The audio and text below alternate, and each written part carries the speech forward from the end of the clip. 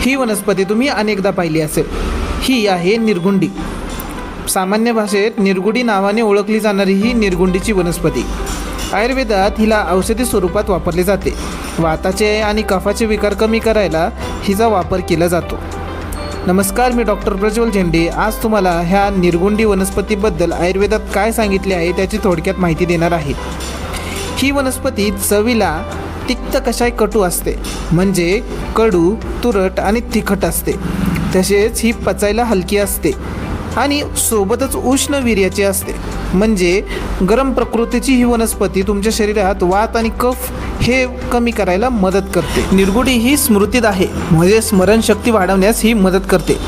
तसेच ती केश व नेत्रहित आहे, म्हणजे केसांच्या आरोग्यासाठी उत्तम असून डोळ्यांसाठी हितकारक मानली जाते। ती शूलहा म्हणजे कोणत्याही प्रकारचं शूल म्हणजे वेदना ज्या शरीरात होत असतील, जसे की सांधेदुखी, पाठदुखी, ज्यामध्ये वातदोष प्रकोप झाला आहे, तेव्हा ही वातदोषाला कमी करून तिथल्या वेदना कमी करायला ही वनस्पती आयुर्वेदात वापरली जाते।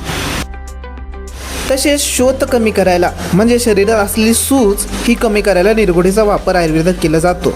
सोबतच आमपाचन म्हणजे पचन बिघडल्यावरती जेव्हा अपचित अन्न शरीरात राहून त्याचं आम तयार होतो ते कमी करायला, म्हणजे शरीरातील घाण कमी करायला ह्या निरगुडी वनस्पतीचा वापर आयुर्वेदात केला जातो। तसेच कृमी म्हणजे पोटातील जंत, किडे यांना नष्ट करण्यास ह्या निरगुडीचा वापर आयुर्वेदात केला जातो।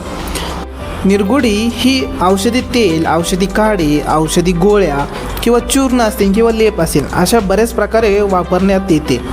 पण निरगुडी अत्यंत उष्ण आहे, त्यामुळे ते पित्ताचे विकार देखील वाढू शकते। त्यामुळे तिचा औषधी वापर हे आयुर्वेदिक डॉक्टरांच्या मार्गदर्शनातच करावा।